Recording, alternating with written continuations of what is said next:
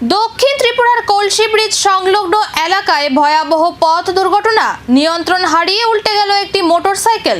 গুরুতর আহত এক যুবক। সোমবার দুপুর আনুমানিক 2টা দক্ষিণ ত্রিপুরা জেলার জোলাইবাড়ি বিধানসভা এলাকার কলসি ব্রিজ সংলগ্ন এলাকায় আচমকাই নিয়ন্ত্রণ হারিয়ে দুর্ঘটনার কবলে পড়ে একটি মোটরসাইকেল।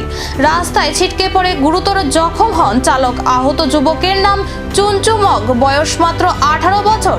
তিনি দেবদারু এলাকার বাসিন্দা। দুর্ঘটনার খবর পেয়ে স্থানীয় বাসিন্দারা ছুটে আসেন এবং দ্রুত খবর দেন জোলাইবাড়ির দমকল বাহিনীকে। দমকল কর্মীরা দ্রুত ঘটনাস্থলে পৌঁছে আহত যুবককে উদ্ধার করে জোলাইবাড়ি প্রাথমিক স্বাস্থ্য কেন্দ্রে নিয়ে যান, কিন্তু অবস্থার অবনতি হওয়ায় চিকিৎসকরা তাকে উন্নত চিকিৎসার জন্য শান্তিরবাজার জেলা হাসপাতালে রেফার করেন। বর্তমানে সেখানেই চিকিৎসাধীন রয়েছেন তিনি।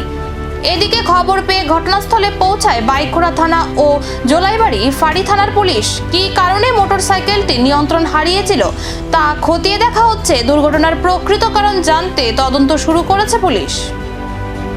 আজকে দুপুর 2:15 নাগাদ 2:15 নাগাদে ফায়ার সার্ভিস একটা পেশেন্টকে নিয়ে আসলো। ওর নাম ছিল চুনচুমক, বয়স হচ্ছে 19 বছর।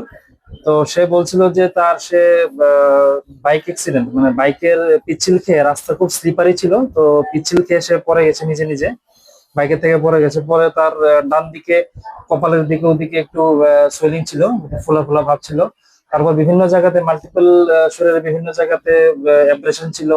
তো আমরা প্রাথমিক চিকিৎসা করে আমরা ওকে শান্তিরবাজার ডিস্ট্রিক্ট হসপিটাল রেফার করেছি, কারণ ওর একটু সিটি স্ক্যানের দরকার, কারণ যেহেতু ওর কপালের দিকে একটু ফোলা ভাব লক্ষ্য করা গেছে। তো কলসি ব্রিজে এই দুর্ঘটনার নৈপথ্যে কি শুধুই চালকের নিয়ন্ত্রণ হারানো, নাকি লুকিয়ে রয়েছে অন্য কোনো কারণ? পুলিশের তদন্তেই মিলবে সেই উত্তর।